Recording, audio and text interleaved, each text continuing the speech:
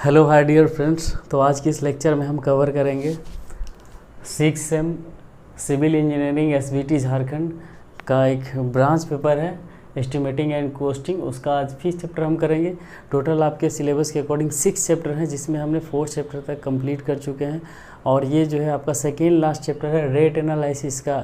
ये जो है पार्ट 1 वीडियो है और आपके सिलेबस के अकॉर्डिंग इस लेक्चर में हम कवर करेंगे पार्ट 1 में topics covered in this lecture. Purpose of rate analysis, second है requirement of rate analysis, third है market rate and labour rate, fourth है आपका overhead charges, fifth contractors profit, sixth and last topic of this lecture is water charges.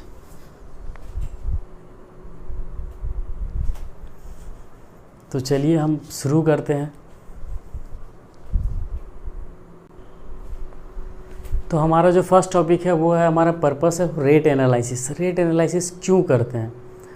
तो अभी तक मैंने जितने भी क्लास लिए हैं, जितने भी लेक्चर आपने सुने होंगे, उससे आपको स्पष्ट होगा कि रेट एनालिसिस का ज़रूरत क्यों है। रेट एनालिसिस आप डिटेल एस्टिमेट में क्या करते हैं, ड्राइंग वगैरह से जो है किसी भी स्ट्रक्चर के ड्राइंग से डिटेल्ड क्वांटिटी आप फाइंड आउट कर लेते हैं, है ना, कंप्यूट कर लेते हैं। उसके बाद जो आप जब एब्स्ट्रैक्ट बनाते हैं तो क्वांटिटी तो आप डिटेल एस्टिमेट्स में जो आपने प्रिपेयर किया था उससे ले लेते हैं, लेकिन यहाँ पे रेट डालना होता है टोटल अमाउंट फाउंड करने के लिए। तो टोटल कॉस्ट पता करने के लिए जो है आपको हर एक आइटम का ब्रिक वर्क हो, अर्थ वर्क हो, उसके बाद जितने भी जो भी स्ट्रक्चर है, जो नेचर ऑफ वर्क है, उस वर्क का आपके पास जो है यूनिट रेट मार्केट से अवेलेबल होना चाहिए। तब जा कर के आप पता कर पाओगे टोटल अमाउंट क्या आएगा। तो मैंने कुछ पॉइंट्स भी लिखे हैं कि इसके पर्पस क्या है, ठीक है, क्या उद्देश्य है रेट एनालिसिस के। तो determine the current rate of an item of work at the locality. उस लोकेलिटी में जो है किसी भी आइटम ऑफ वर्क का क्या रेट होगा उसे फाइंड करने के लिए हमें रेट एनालिसिस करना होता है। सेकेंड है, जैसे आप ब्रिक वर्क कर रहे हो, ठीक है, तो 1 मीटर की ब्रिक वर्क करने में आपका क्या लागत आएगा वो पता करना है, तभी हम जो है टोटल ब्रिक वर्क जो भी करेंगे उसका अमाउंट आ पाएगा। Second, to examine the rates quoted by the contractors. जब भी गवर्नमेंट डिपार्टमेंट से या कहीं से अगर ये निकलता है, टेंडर निकलता है, तो टेंडर के अगेंस्ट में जो कॉन्ट्रैक्टर सभी जो टेंडर डालते हैं, ठीक है, तो उसमें जो वो जो है अपना रेट देते हैं। तो वो रेट क्या ज़्यादा है कम है उसको एग्जामिन करने के लिए भी हमारे पास रेट एनालिसिस होना चाहिए। थर्ड है to revise the schedule of रेस्ट due to increase in the cost of material and labour due to change situation. तो क्या होता है कि समय समय पर या प्लेस टू प्लेस क्या होता है, किसी भी मटेरियल का और लेबर रेट जो होता है वैरी करते रहता है।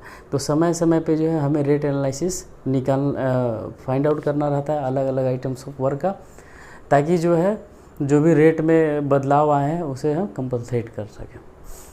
तो ये था आपका पर्पस ऑफ रेट एनालिसिस।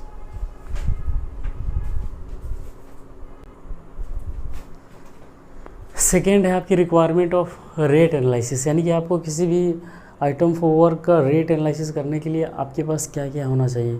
तो ये जो है आप अपने कॉमन सेंस से बहुत ही आसानी से समझ सकते हो। जैसे कि हमें रेट एनालिसिस करना है, मान लीजिए कि ब्रिक वर्क का 1 मीटर की ब्रिक वर्क का जब हम करेंगे तो उसका टोटल अमाउंट हमें पता करने के पहले हमें क्या क्या पता करना होगा कि 1 मीटर क्यूब जब हम ब्रिक वर्क करेंगे, ईंट की जोड़ाई जब करेंगे 1 मीटर क्यूब, तो उसमें ब्रिक वर्क करने के लिए हमें किन किन सामानों की ज़रूरत पड़ेगी और कितने सामानों की ज़रूरत पड़ेगी। जैसे कि उसके लिए हमें ब्रिक्स चाहिए, है ना, वो उसे अगर पक्की जुड़ाई हो रही है तो उसके लिए हमें मोटार चाहिए। तो मोटार किससे बनता है, वाटर से और सीमेंट से। और उसके लिए क्या चाहिए, उसे मिक्स करने के लिए वाटर चाहिए, सैंड से और सीमेंट से। और वो दोनों का मिक्स किससे किया जाता है, वाटर से।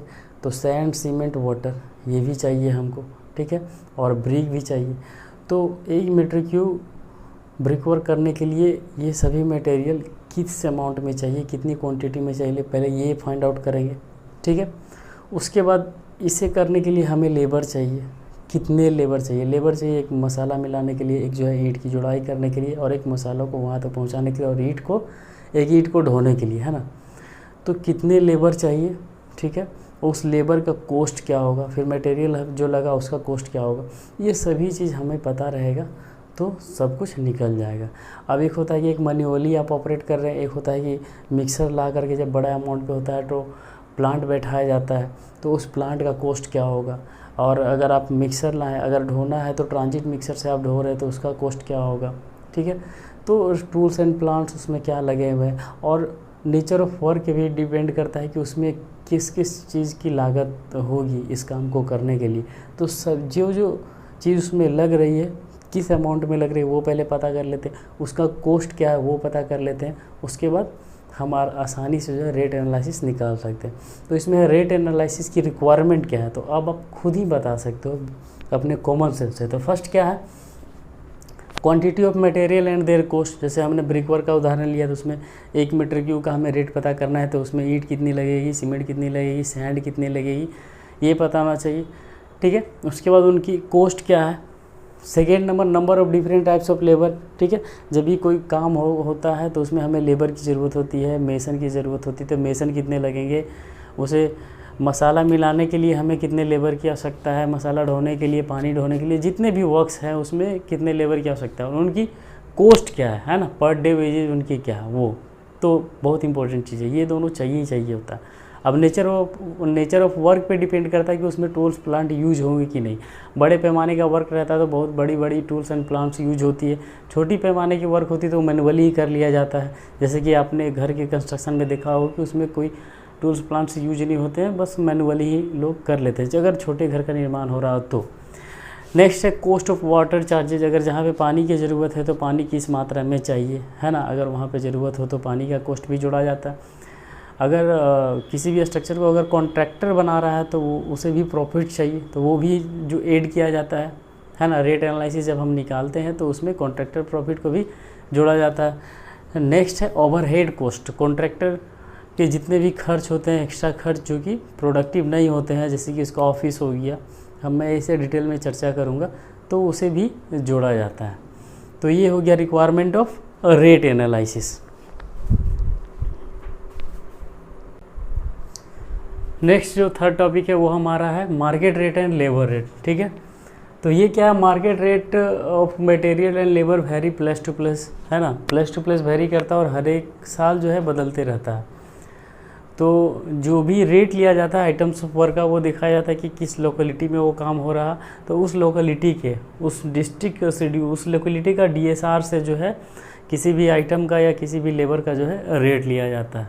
जैसे कि ये जो है आपका गवर्नमेंट ऑफ झारखंड भवन निर्माण विभाग का जो है ये जो है SOR है, और यहाँ पे जो हर एक 2 साल में जो है रेट को रिवाइज़ किया जाता है, नया SOR बनता है, और यहाँ पे जितने भी काम्स वगैरह होते हैं, ठीक है, तो वो इसी SOR से लेकर के बनाया जाता है।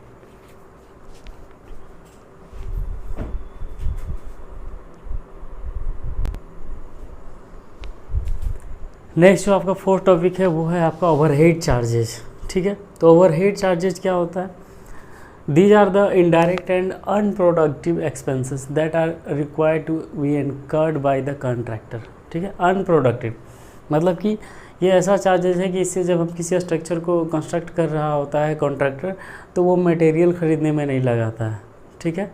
तो जो बीच का जो एक्सपेंसेस होता है, जो अनप्रोडक्टिव होता है, तो उसमें जो भी स्पेंड्स होता है उसे हम ओवरहेड चार्जेस कहते हैं। इसे मैं और डिटेल में बताऊंगा। तो ओवरहेड चार्जेस 2 प्रकार के होते हैं, एक होता है जनरल ओवरहेड, सेकंड होता है जॉब ओवरहेड।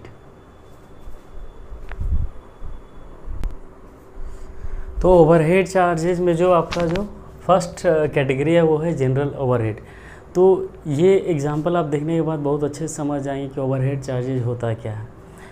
तो all the expenses related to contractors office and establishment are termed as overhead charges, यानी कि कॉन्ट्रैक्टर से ऑफिस से जुड़े हुए जितने भी खर्चे होते हैं वे सभी जो है जनरल ओवरहेड चार्जेस में आते हैं। तो जैसे for the example salaries of office staff, ठीक है, ऑफिस है तो ऑफिस में स्टाफ होंगे, प्यून्स होंगे, क्लर्क होंगे, उसका। सेकेंड है परचेस ऑफ स्टेशनरी, टेबल, कुर्सी, है ना, कंप्यूटर, वो सारा। उसके बाद है ऑफिस रेंट, जहाँ पे भी अगर ऑफिस होगा, वो जो बिल्डिंग होगा रेंट पे होगा तो उसका रेंट हो गया, telephone and electric bills, travelling expenses, ये सभी जो है कॉन्ट्रैक्टर के जनरल ओवरहेड में आते हैं।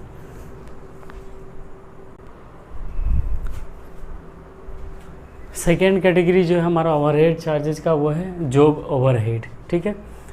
तो expenses directly related to construct a job, ठीक है, जो किसी भी स्ट्रक्चर को डायरेक्टली कंस्ट्रक्शन से रिलेटेड है उस ओवरहेड चार्जेस को हम जॉब ओवरहेड कहते हैं। फॉर द एग्जांपल आप देख सकते हैं सुपरविजन को, सुपरविजन के लिए वहाँ पे जो है सुपरवाइज़र होता है, इंजीनियर भी होते हैं कॉन्ट्रैक्टर के, तो उनका सैलरी है ना। टेम्प्रोरी शेड्स फॉर मटेरियल, वहाँ पे जो सीमेंट जितने भी कंस्ट्रक्शन मटेरियल है, छड़ है, उनके रखने के लिए जो शेड्स बनाया जाएगा उसका कॉस्ट। उसके बाद repair carriage and depreciation of T&P, tools and plant का रिपेयर कॉस्ट, ठीक है। थर्ड है amenities of labour, that means amenities of labour कहने का मतलब कि जहाँ पे काम हो रहा है जिस कंस्ट्रक्शन साइट, तो साइट के कंस्ट्रक्शन साइट पर ही या फिर उसके आसपास, अगर वहाँ पे अवेलेबल नहीं हो तो उसके पास में कहीं रहने खाने और जितने भी एक्टिविटी होते हैं वो सभी करने के लिए एकोमोडेशन अवेलेबल कराना जो होता है कॉन्ट्रैक्टर को लेबर के लिए अवेलेबल कराना होता है।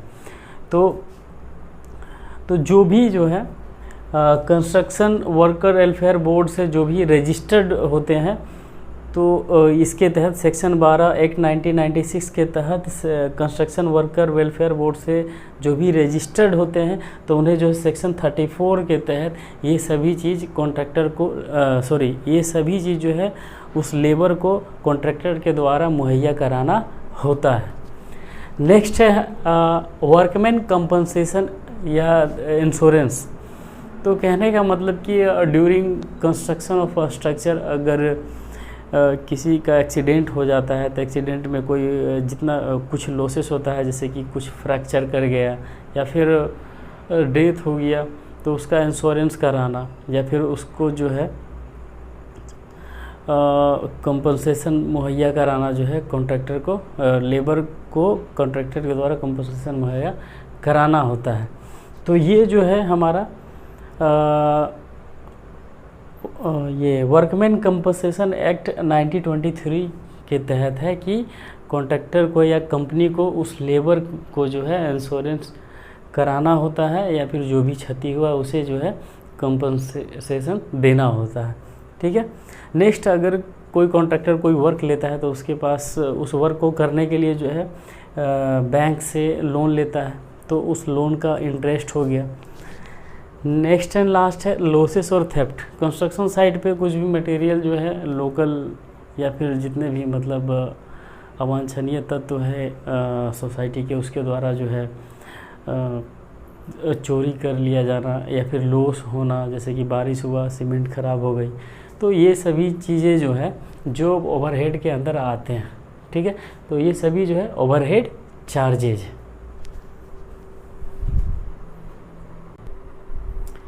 नेक्स्ट जो फिफ्थ टॉपिक है वो है हमारा कॉन्ट्रैक्टर्स प्रॉफिट, ठीक है। तो जब भी हम किसी भी आइटम का रेट एनालिसिस निकालते हैं, ठीक है, ब्रिक वर्क और एक्सकवेशन और जितने भी आइटम्स हैं, तो क्या होता है कि आखिर में जो है मटेरियल एंड लेबर कॉस्ट निकालने के बाद जो भी आता है उसमें जो है टोटल कॉस्ट का 10% जो है कॉन्ट्रैक्टर्स प्रॉफिट ऐड करना होता है। In the rate analysis of any item of work, contractors profit is taken at the rate of 10% of the cost of material and labour, material and labour दोनों के cost पे। But अगर यहाँ पे department अगर खुद जो है मटेरियल सप्लाई करता है, ठीक है, तो यहाँ पे मटेरियल के कॉस्ट में जो है उन्हें 10% प्रॉफिट नहीं दिया जाता है कॉन्ट्रैक्टर को, केवल लेबर के कॉस्ट पे दिया जाता है।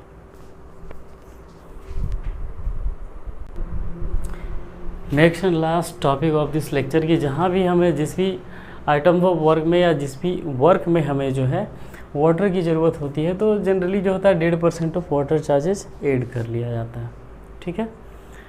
तो आशा करता हूँ कि ये सभी लेक्चर में जितने भी टॉपिक्स मैंने कवर किया वो सभी आपको अच्छे से समझ में आए होंगे।